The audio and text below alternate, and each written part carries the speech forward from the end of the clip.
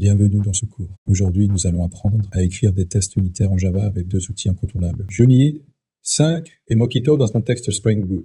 À la fin de ce cours, vous saurez tester vos services, vos contrôleurs et gérer tous les cas courants que vous rencontrerez en entreprise. Pourquoi écrire des tests? Parce que corriger un bug en développement coûte 10 fois moins cher qu'en production. Les tests vous permettent aussi de refactoriser votre code en toute confiance, car si un test échoue, vous savez immédiatement ce qui est cassé. Un bon test est aussi une documentation vivante. Il explique exactement ce que votre code est censé faire. En Java, la combinaison standard est Juni 5 pour les assertions et Mockito pour simuler les dépendances. Commençons par les fondamentaux de Juni 5. Une classe de test est une classe Java normale avec des méthodes annotées. La notation @test marque une méthode comme étant un test exécuté. La notation @beforeeach indique que la méthode s'exécute avant chaque test, ce qui permet de réinitialiser l'état. On utilise assertCal pour vérifier qu'une valeur attendue correspond au résultat obtenu, et assertRows pour vérifier qu'une exception est bien lancée. C'est la base de tout test Java. Maintenant, parlons de Mockito. Un mock est un faux objet qui remplace une dépendance réelle. Par exemple, au lieu d'aller vraiment en base de données, on crée un faux repository qui retourne ce qu'on lui dit de retourner. On utilise @mock pour créer le faux objet et @injectMocks pour injecter ce faux objet dans la classe qu'on teste. Ensuite, la méthode whenTenTenReturn permet de définir le comportement du mock. Quand findByte est appelé avec l'identifiant 1, retourne cet utilisateur. C'est le cœur de Mockito. Premier cas courant testé qu'une exception métier est bien lancée. Ici, on simule un repository qui ne trouve pas l'utilisateur en retournant optional empty. On utilise ensuite assertRows pour vérifier que le service lance bien une usernode form d'exception. On peut même vérifier le message de l'exception. Ce type de test est essentiel pour garantir que votre code gère correctement les cas d'erreur, comme un identifiant inexistant ou une donnée manquante. Deuxième cas, vérifier que les bonnes méthodes du mock ont été appelées. C'est le rôle de vérifier. Ici, après avoir créé un utilisateur, on vérifie que la méthode save a été appelée exactement une fois, et que delete n'a jamais été appelé. Mockito propose plusieurs modes. Times 1 pour exactement un appel, never pour aucun appel, @distance pour au moins un appel. Verify est très utile pour tester les effets de bord de vos méthodes sans avoir de valeur de retour à vérifier. Troisième cas, l'argument captor.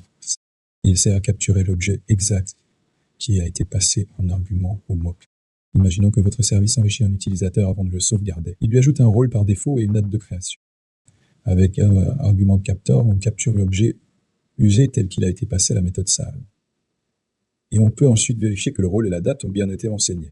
C'est l'outil idéal quand vous voulez tester la transformation des données dans votre service. Quatrième cas, tester un contrôlé Spring Boot.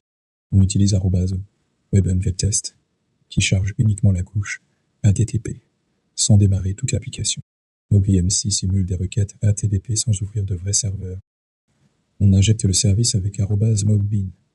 On définit son comportement avec whenTenReturn. Puis on effectue une requête GET.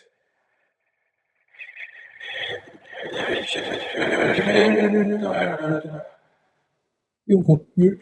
C'est beaucoup plus rapide que @SpringBootTest et parfaitement adapté pour tester les endpoints de votre API. Cinquième cas, les tests d'intégration avec @SpringBootTest.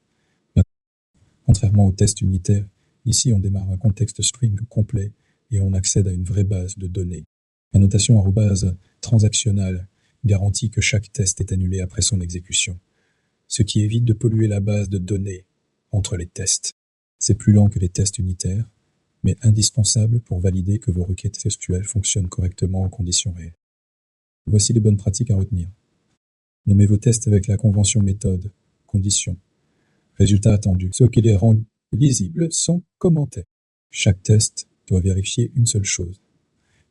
Suivez le pattern A, arrange pour préparer les données, act pour exécuter le code, assert pour vérifier le résultat.